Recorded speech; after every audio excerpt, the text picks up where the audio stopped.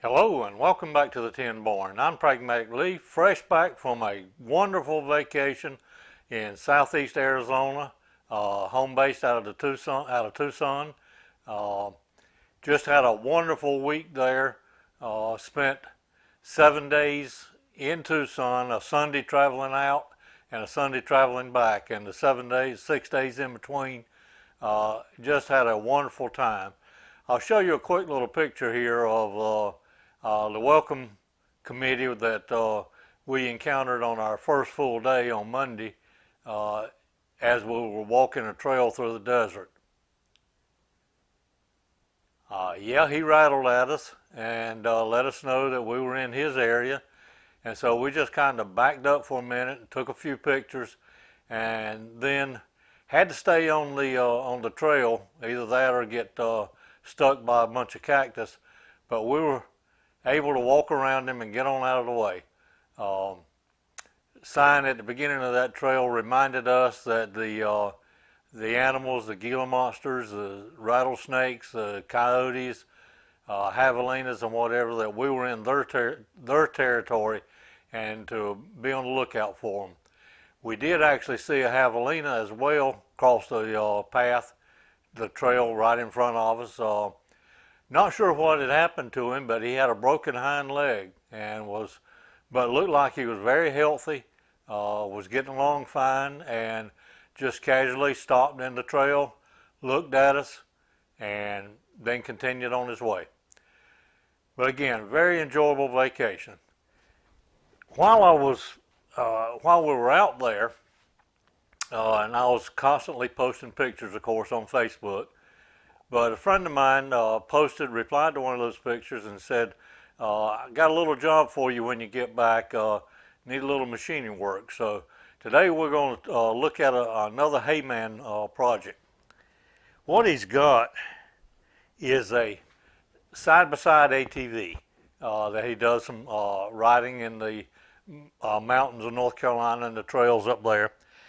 And he wanted a clevis hitch to go in the receiver on that, to assist other ATVs should they get off the trail and get stuck, or if he gets off the trail and gets stranded, something that others could use to pull him out.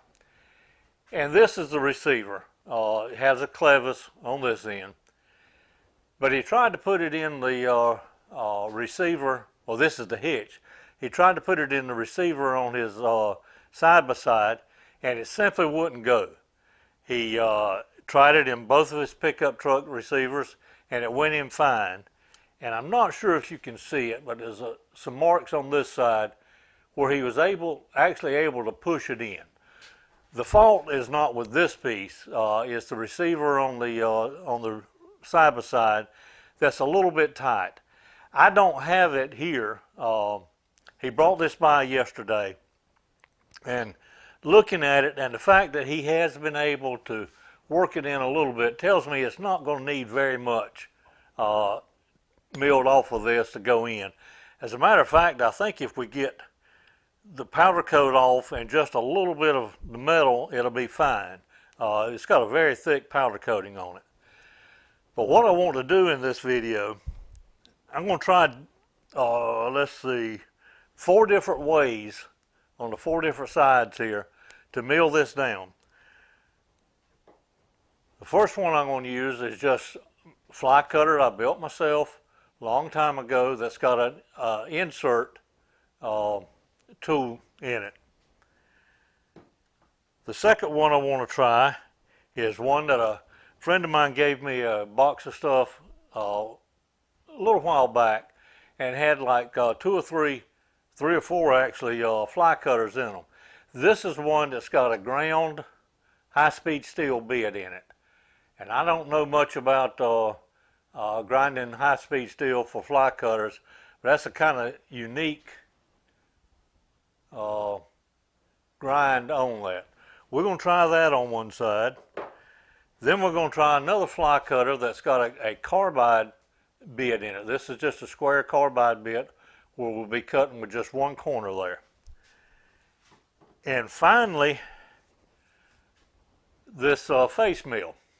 I've had this for I don't know, a couple years.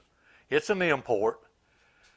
I've never really had much success with it. I don't know whether it's the inserts or just my knowledge of how to use it, but we're going to give it another try today on another of the sides. So I'm going to turn over to the mill now, get this set up in it, and again we'll start with the fly cutter that's got the carbide insert. Got the workpiece securely mounted in the mill vise now, and I did put the calipers on it in two places in both directions with this vertical and horizontal, and I was actually surprised, extremely surprised to find that this was same dimensions, 1.989 in all four places that I measured it. We're going to take about 50 thousandths off, about 25 thousandths per side. I've got the insert tool in as the first one, and I'm going to start out at about 1120 RPMs. First thing I want to do is, of course, just touch off. All right, I'm going to zero out the DRO right there. Come out here to the off the workpiece, and out of that 25 thousandths, I'm going to try taking that about 12 at a time. Let's just see how that does. Feeding in fairly slow.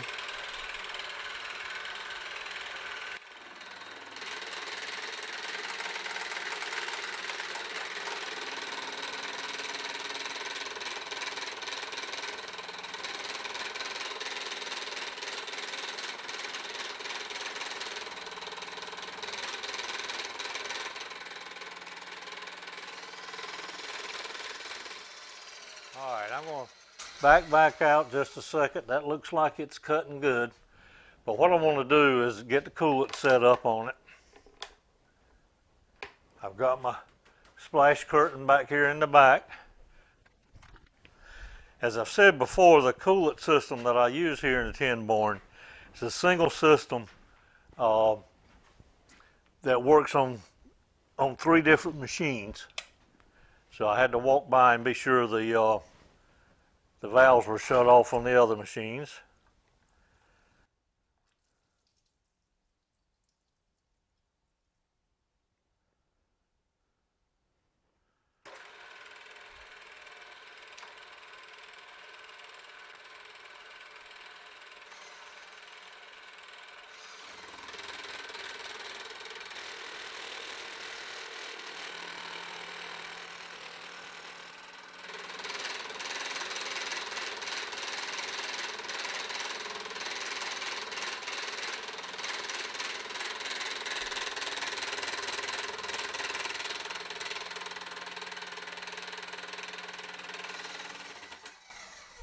All right, that's leaving a good finish now, but I believe that RPM is just a little bit high. So I'm going to go down to, let's see, my next choice is 600 RPMs. So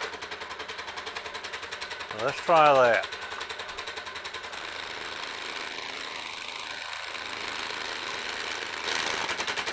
All right, I believe that's working a little better. And I've used this fly cutter on a lot of projects, so I really had no idea that that it wouldn't work okay. We'll let this continue to cut on across.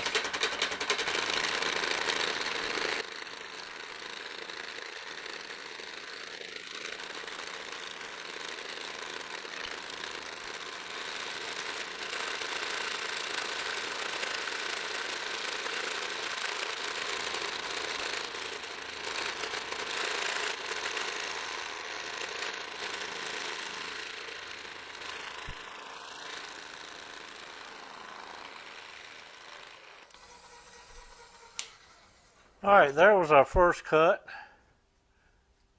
And as you notice, when I got to this end down here, I run back and forth on the y-axis a little bit just to clean it up. All right, I'm going to take the other 12 thousandths. That'd be a total of 25 thousandths off of this side. Tip still looks fine on the insert. I'm going to make another pass just like that on this with this same tool. Then I'll bring you back when we get ready to advance to the next tool. Okay, I got the workpiece turned now, and I'm going to use the tool that's got the carbide, the braised on carbide tip on it. This was just a tool that was in my in a lot of stuff that I got at some point in time. I have no idea how it'll work on this, but we're going to give it a try. So we'll touch off first. Zero right there.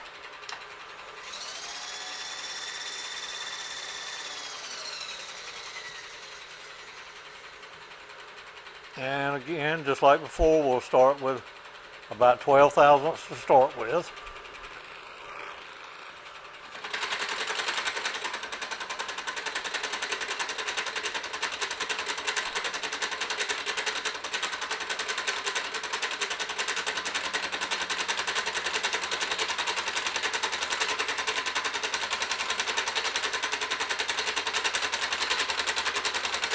And you might notice on this is the same depth of cut, but it's not pushing up that paint and metal or powder coat and metal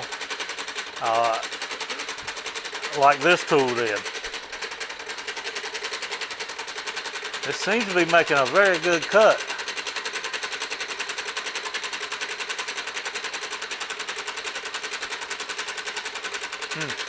I might have found a new tool.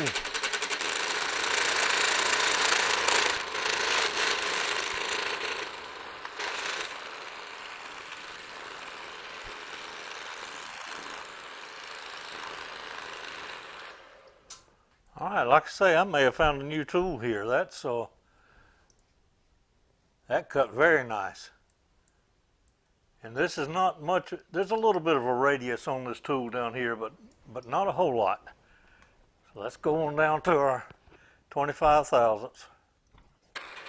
And I'll make another pass just like I did before and bring you back when we get ready to go to the next tool. All right, I was extremely pleased with the way this braised on carbide tip worked. Next one we're going to try is this high-speed steel, and this has not been used since it was ground, or it doesn't look like it has been used to me. This was in this fly cutter when friend gave it to me, so we're going to give it a try now. It's got a mighty big radius on here, and as I said at the beginning, I don't know much of anything about how to grind a tool for a fly cutter. Maybe that's something I need to research since I got so many fly cutters now. But we'll give this a try and see what it does. As before, we're going to come down and touch off.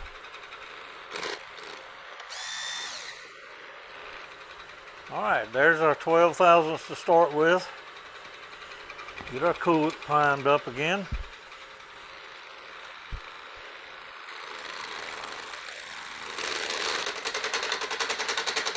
It's on that interrupted cut now where the hole is. Get past that.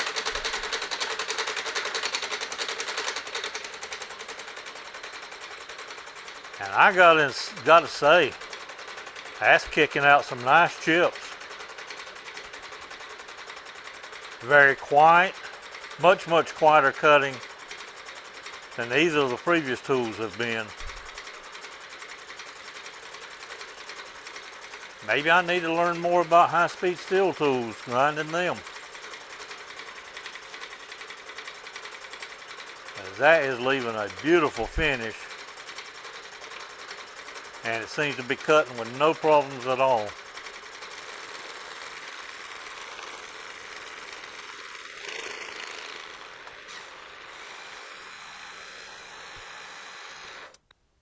Wow. Okay, let's go down and get the rest of that 25 thousandths.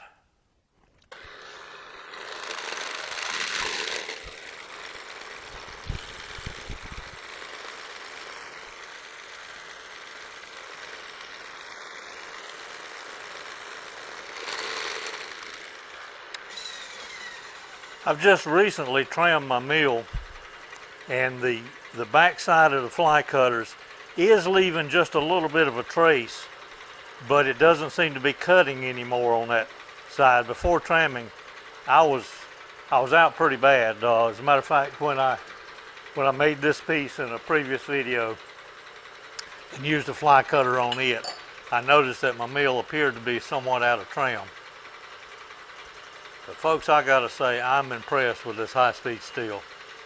It's just something I've never used here, never took the time to learn how to grind them. But after seeing these results, I may have to go back and review some of Mr. Pete's old videos on how to grind high-speed steel. All right, I'm going to put the final tool in and get the final side cut. The final tool we're going to test in this Hayman job is this end mill, or I'm sorry, face mill, that, as I said earlier, I've had for a while, and have tried to use a couple times, but just never, I don't know how to explain it, but it just didn't seem to provide a good, clean cut to me. I tried several different sets of inserts, and it always seemed like one of them was longer than the other. That may be the quality of the tool head, it may be the quality of the inserts, I'm not sure.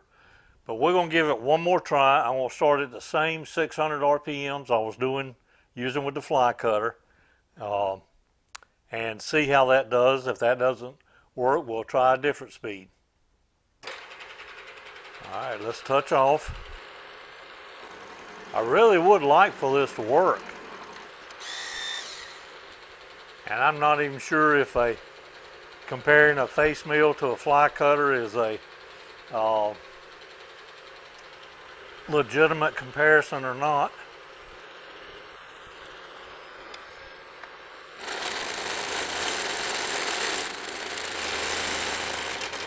Well, so far it's not doing too bad. Maybe it was just the material I was trying to use it on before.